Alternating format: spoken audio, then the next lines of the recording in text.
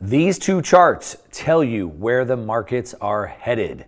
Now, everybody wants to know exactly where the markets are headed because right now they're in complete meltdown. As a matter of fact, yesterday we saw the entire SPX, S&P 500 in all red. That means the entire index was down for the day, which is something you don't see very often. Now, all this uncertainty leads people to wanting to know where things go next. And so in this video, we're going to break down two charts that you should be looking at that will explain what's going on, where the money is moving to, and what you should be doing about it. So let's go ahead and go.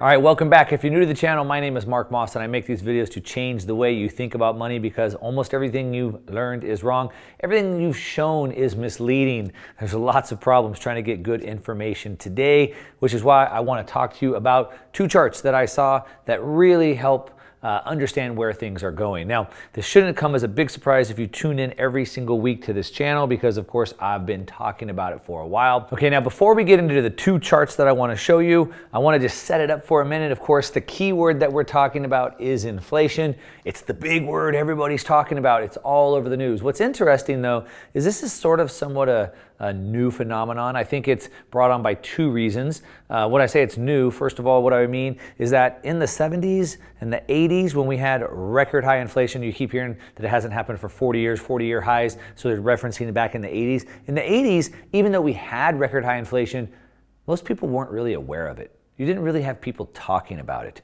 Today, it's all over the news. It's dominated by everybody, which is sort of interesting, I think, for two reasons. I think one, I think the rise of the internet and things like that have really helped people get education. So everything you learned is wrong. So school has taught you to, hasn't taught you to learn to focus on this. You don't know anything about it. And so because of that, nobody was interested in it. So then, of course, the news channels weren't talking about it back then. Today, a lot of people have poured into their own education. The rise of alternative media like this channel has been growing, and now people use the word like fiat. Nobody used that word 5 years ago.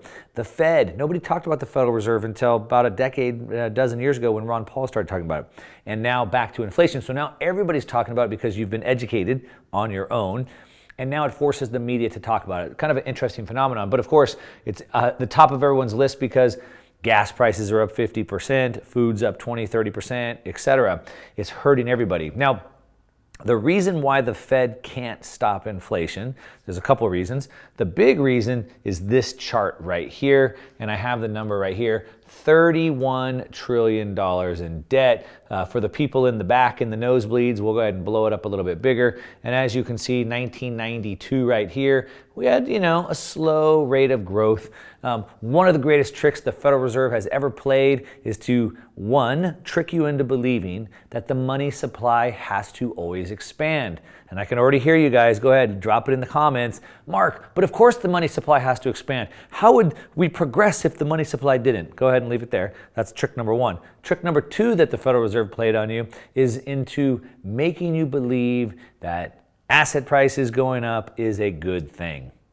Go ahead and tell me what I'm wrong about that as well, but I'll go ahead and talk about it here. So the money supply has increased a little bit over time. About 2% per year is the goal, the growth. Their goal of stealing from you about 2% of your wealth per year. But of course, you can see in 2008 during the great financial crash, it really accelerated. And here in 2020, things really got off the rails and went crazy. But this right here, the debt, is why this time is different. You keep hearing about this. Inflation hasn't been this high in 40 years since 1980, but in 1980, we didn't have this much debt. So that's one of the things that really puts the Fed into a box. The other thing is this. So they're talking about raising rates. As a matter of fact, they have had two rate raises already, and there's another one happening this week.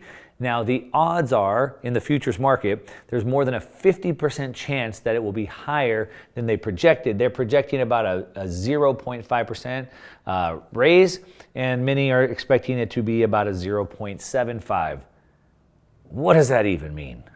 Does that even matter? So here is the federal funds effective rate. So this is the rate that the Federal Reserve puts on the money. And we can see that here it's at 6% inflation. Now this goes back to 1996. Here we have the year 2000. We're about 6.5% inflation. You can see it dropped all the way down. So we had the dot-com crash right here. During the dot-com crash, in order to stimulate the markets, the Feds want to ease monetary supply. Remember, we're in a debt-based system, so in order to get more money into the system, they lower interest rates. If they lower interest rates, more people borrow. Money's created through that borrowing, through the debt. And so they lower the interest rates through this recession, this gray area here. And we can see rates got down to here. They went a little bit lower, and by 2004, we got to about 1%. They held that way for a while. And then they started to try to raise the rates back up. But not try, they actually did. And we got over 5% here. And as rates normalized at 5%, guess what happened? Oh yeah, it crashed the market. As you can see, this gray area is the 2008 great financial crash. So what did they do again? Well, shoot, I guess let's lower rates again. And they did, this time all the way down to basically zero. And they did that so people would start borrowing a lot more money. They got it going again, 2009, 2010, 2011, 2012.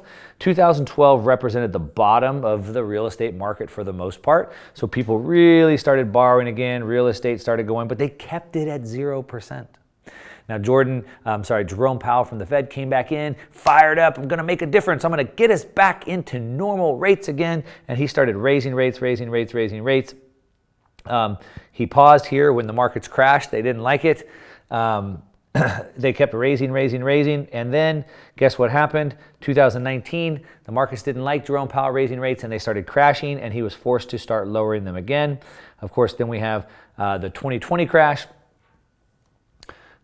Let me shrink this back down. We can see it crashing, and they've been at zero ever since March of 2020. So all of zero. They raise the rates, the markets crash. See the trend here? They raise the rates, the markets crash, force them to lower rates. They finally raise rates, the markets crash, they force to lower rates. They hold them at zero too long. They finally start to try to raise them, and the markets don't like it, and they crash again. And now they've been sitting at zero, and guess what they're trying to do again? Raise the rates. Now, if you were a third grader, I could probably show you this chart, and I could ask you then, what do you think comes next after they raise rates?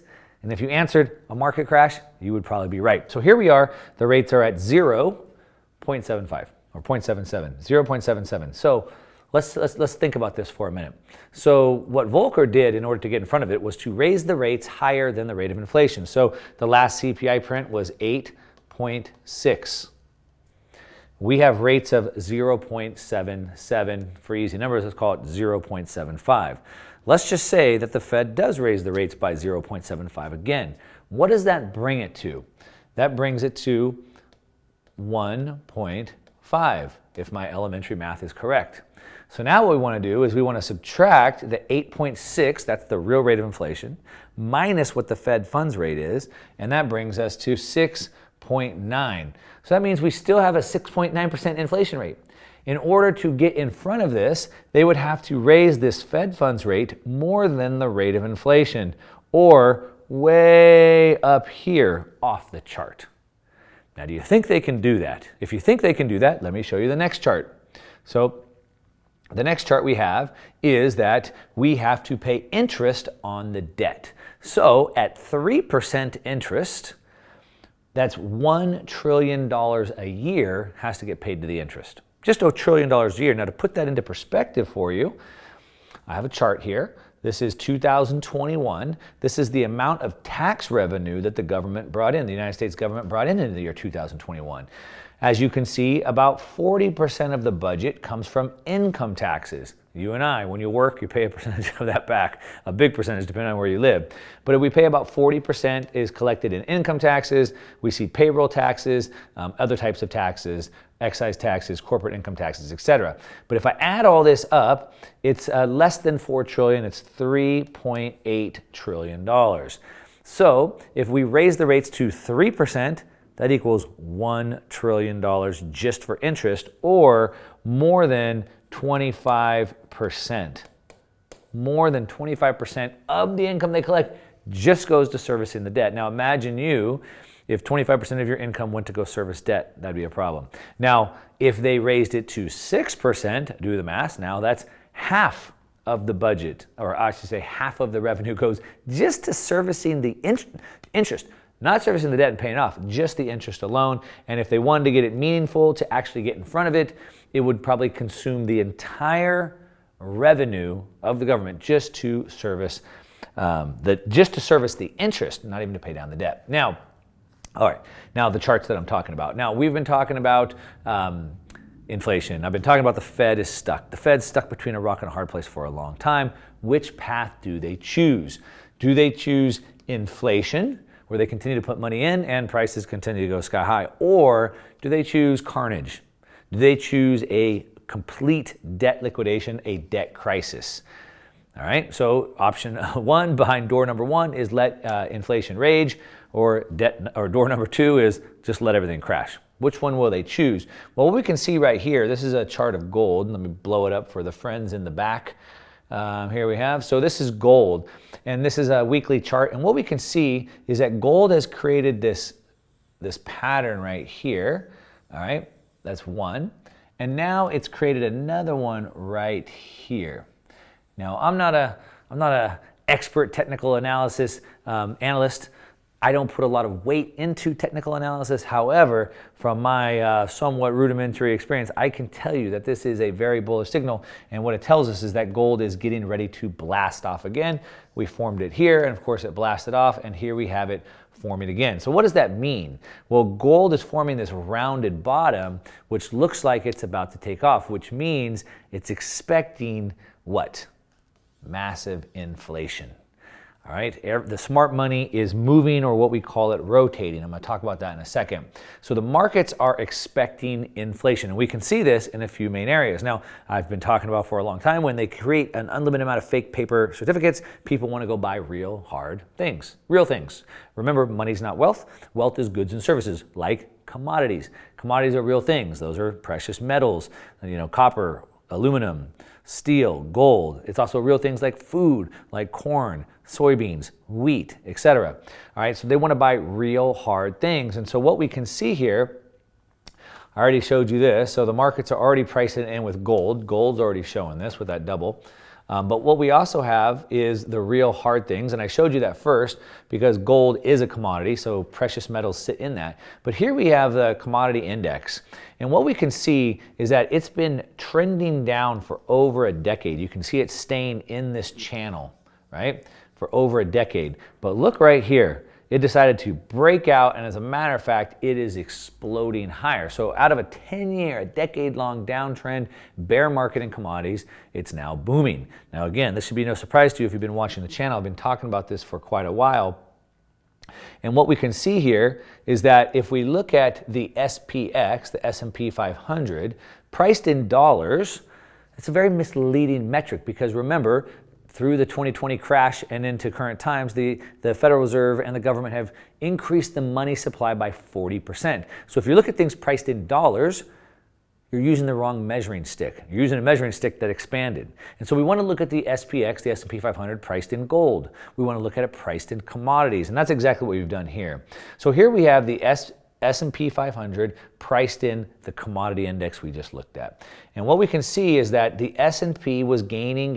Here's 2009 all the way over here. And so for the last, 12 years or so, the markets have been, or the S&P 500 has been going up in terms of commodities. That means commodities are going down and the S&P 500 is getting more valuable. However, we can see right around here in 2020, that thing started to change. And what you can see here is that now the S&P 500 is getting cheaper compared to commodities, meaning it's losing value compared to commodities. Commodities are getting more expensive or more valuable. Now, a couple things that we have these lines on the charts. So first of all, we have this blue line right here. And so this was a support line. This had formed support. And so when the commodities fell through that was a big problem. We also have this trend line, which is the red line right here. It also fell through the trend line. So that's a big problem. But it didn't stop there. As a matter of fact, we have another trend line area that had been built up here, and it's plunged through that area as well. And the bad news is that we don't really have another area of support until we get all the way down to here, which means, again, these are just tea leaves.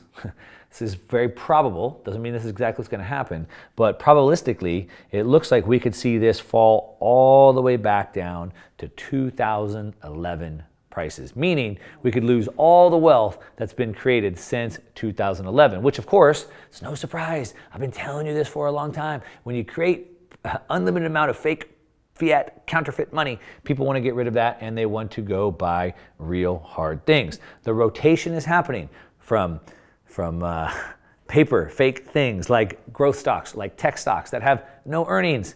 What's the PE ratio when there is no E? There's no earnings.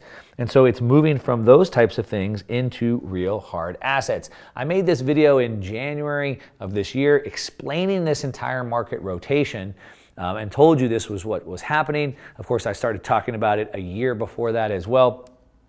And you can see that it's played out just like I've been predicting for a while now. So what am I saying? Well, this tells us what comes next. The Fed is stuck between either choosing inflation or destroying the market. The market is pricing in that we see inflation because the Fed cannot raise the Fed funds rate enough to get in front of this. So even if they do 0.5 this week, or they do 0.75, even if they do 1.5, even if they do 3.5, it's not going to be enough. They can't stop it because nobody wants the fake money. They want real hard things. They want the commodities. And so the money is rotating over. And if you want to make money in this new economy, that's where you're going to put your money. Now, let me know what you think about that. Leave me a comment down below. Last week, I did a live presentation, not on YouTube, where I did a whole hour of Q&A. I showed exact positions that I'm buying, things I've been selling, and how I'm handling this market rotation. I'm not doing it live again, but you can go ahead and watch the recording. There's a link down below if you want to check that out. Otherwise, leave me a comment. Let me know what you think. Are you rotating your money? Are you out altogether, putting your money in cash? Or what's your plan to survive this? Leave me a comment down below. Of course, if you're not already subscribed, hit that subscribe button right now. And of course, give me a thumbs up on this video if you like it. And if you don't, I don't know why. Leave me a dislike, that's fine. But tell me why, and that's what I got for today. All right, to your success. I'm out. Since you've stayed to the end, I know you like this video, which means you're probably gonna really like this video right here and this video right here.